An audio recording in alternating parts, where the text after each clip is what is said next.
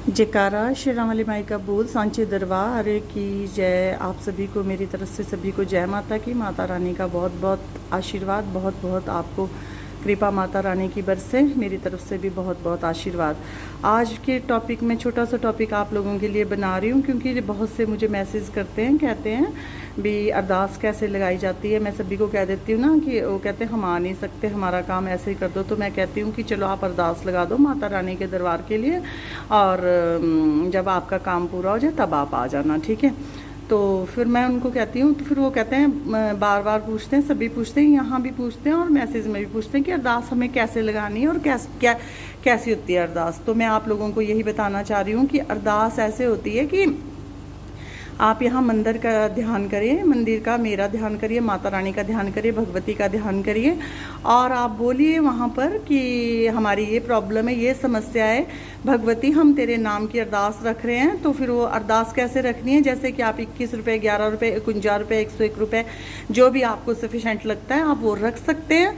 और उसमें आप अगर आप दुर्गा माता की अरदास लगाते हो तो आप लाल कपड़े में थोड़े से कुमकुम में चावल रंग के लाल इसमें सुपारी रख करके और एक लाल कपड़े में बांध करके, और 11 रुपये, 21 रुपये, 51 रुपये, जो मर्जी आप रखना चाहते हैं वो आप उस पर रख करके अरदास बोल सकते हैं। और आप बोल करके बोलोगे और अपने मंदिर में अपने पूजा के स्थान पे रखोगे, और जब आपकी पूरी हो जाएगी 1.25 महीने में, आप उसमें टाइम भी बोल सकते हो कि इतने टाइम में हमारी ये अरदास पूरी हो तो माँ मैं तेरे दरबार तेरी अरदास लेकर के आऊँगी, ठीक है। अगर आप काली की लगाते हो, भद्रकाली की लगाते हैं, तो आप काले कपड़े में रखिए और आप चावलों को उसमें रख सकते हैं, सुपारी रख सकते हैं, कमलगट्टा रख सकते हैं, जो मर्जी 2-3 चीज़ें होती हैं उनकी रख सकते हैं। अगर आप बगलामुखी की अरदास लगाते हैं, जिसका भी जो भी शक्तिपीठ होता है, तो उनके हिसाब से लगाई जाती है, तो आप उसमें हल्दी की गांठ रख सकते हैं, चावलों को थोड़ा सा पीला कर सकते हैं, पैसे उसमें अपनी यथा और श्रद्धा अनुसार रख सकते हैं। फिर वो आपको अरदास उस दरबार में लेकर के आनी होती है जब वो पूरी हो जाए, ठीक है। अगर हमारे दरबार की यहाँ की लगाते हैं तो मैं आपको बता रही हूँ, अगर आप बाबा गोरखनाथ जी की लगाते हैं तो बाबा जी के भगवे कपड़े में आप रख सकते हो, थोड़े से चावल रख सकते हो, और आप थोड़ी सी धुने की राख रख सकते हो, और आप उसमें जो भी आपकी यथाशक्ति जो भी आप उसमें पैसे रखना चाहें वो रख सकते हैं। फिर जब आपकी अरदास कबूल होती है तो उसके बाद आपको वो अरदास 21 दिन के अंदर अंदर लेकर के आनी चाहिए, नहीं तो 1.25 महीने के अंदर से लेकर के आनी ही चाहिए, ठीक है।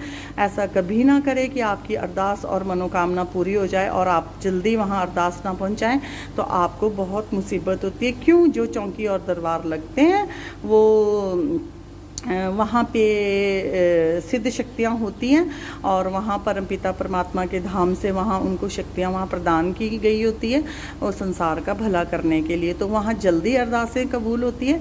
ऐसे मंदिरों में भी हो जाती है, जो अच्छे अच्छे उच्च कोटि के जो अच्छे सिद्ध पीठ होते हैं, जिनकी मान्यता ज़्यादा होती है, ज़्यादा वहाँ शक्ति विराजमान होती है, तो वहाँ पे भी अरदास जल्दी कबूल होती है।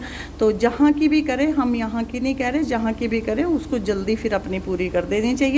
पर मैं यहाँ अपने दरबार में हर एक को कहती हूँ कि अरदास लगा लें फिर अपनी, क्योंकि कोई काम तो हमारे तक हम कर सकते हैं ना, किसी चीज़ की पावर तो हमें दी है, उस चीज़ को तो हम कर सकते हैं ना। जो नहीं हम कर सकते उस चीज़ के लिए आप अरदासें करें, और हम भी कर सकते हैं अरदास, पर किस किस की करें याद नहीं रहता, एड्रेस नहीं याद रहता, नाम नहीं याद रहता।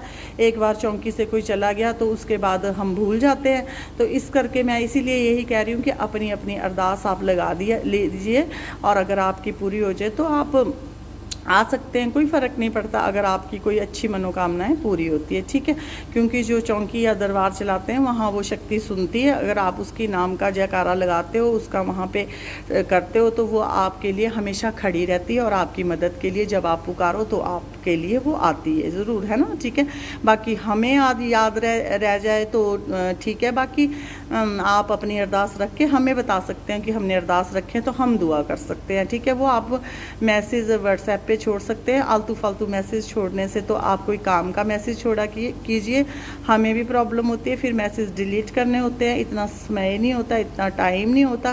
तो आप सभी अपनी अरदास इस तरह कबूल कराएं। अब मैंने आप सभी को बता दिया कि अरदास कैसे लगाई जाती है, और अब मैं यहाँ भी अगर बोलूँगी अगर बार बार पूछोगे कि दीदी कैसे लगानी है, माता जी कैसे लगानी है, तो कैसे लगानी है, तो मैं उनको ये कहूँगी कि मैंने वीडियो डाला है, उसमें सुन ले, जिसने जिसकी लगानी है उसकी लगा ले, जिसको जो देवी देवता ठीक लगते हैं उनकी लगा ले। हमारे पास तो सभी हैं, ठीक है। आप माता मैदान वाली की भी लगा सकते हैं, उनकी अरदास भी लगा सकते हैं, उनका भी आप ऐसे ही चावल रख के, ऐसे ही सुपारी रख के, ऐसे ही पैसे रख करके लाल कपड़े में उनका भी बांध सकते हैं, ठीक है। जिस जिसकी आप लगाना चाहो उनकी लगा सकते हो। और आपको दरबार से यहाँ से ज़रूर आपकी अरदासें कबूल होएगी, ना आपको ज़्यादा चक्कर काटने पड़ेंगे, ना आपको ज़्यादा परेशानी होगी, और आपकी अरदास कबूल हो। जब अरदास हो जाए तो उसके 21 दिन के अंदर आप दरबार में ज़रूर आएँ। और आप ऐसे कर सकते हैं, मैं तो चाहती हूँ कि लोगों के काम हो जाए और अपने घर बैठे ही हो जाए। मुझे ज़्यादा भीड़ भड़क्का नहीं करना है यहाँ पे, क्योंकि मैं बहुत बहुत कम साम पाती हूँ संगत को, क्योंकि मैंने सिर्फ पूछा नहीं देनी होती। मेरे पास जब आ गया ना पेशेंट, तो मैंने उसका करना है, साथ करके भेजना है। तब चाहे हम सामान यहाँ अपने पास से लगाते हैं, चाहे जो मर्जी करते हैं, जैसे क्रिया की जाती होगी वैसे ही हम सोचते हैं कि अगर वो इसी बार में करवा जाए अपना, तो अगली बार वो आराम से खुशी खुशी आए कि हम अगले सैटरडे ठीक हो गए। क्योंकि लोग गाड़ियाँ करके आते हैं, 5-5, 6-6, 10-10 हज़ार रुपये किराया देते हैं, तो फिर लोगों के पास इतना फालतू पैसा ही नहीं होता है। तो फिर ऐसे बेचारा पहले ही मर के पहुँचता है किसी स्थान पे, उसके बाद हम फिर कहें कि आप 5 चौंकियाँ लगाओ जी, 10 चौंकियाँ लगाओ, तो एक काम होने के लिए तो बेचारा 50-60 हज़ार में चला जाता है। तो मेरी यही मर्जी रहती है कि आपके काम फ़ोन के द्वारा हो जाए। मुझे तो नहीं ज़्यादा भीड़ भड़क्का करना है यहाँ पर, क्योंकि मैं नहीं समझ सकती इतना, ना मैं ज़्यादा सीटिंग दे सकती हूँ। मैं तो बस जितना मैं पैनिक होकर कोई काम नहीं कर सकती, जितना मज़े से मेरा काम खुशी खुशी से हो जाए वही ज़्यादा अच्छा है। इसलिए मैं चाहती हूँ कि लोग फ़ोन करके आए, मुझे पूछ करके आए। 50, 60, 70 लोगों से ज़्यादा मैं नहीं देख सकती, उससे ज़्यादा नहीं देख सकती मैं। और मैंने अपने शरीर के अकॉर्डिंग सेवा देनी होती है, ठीक है।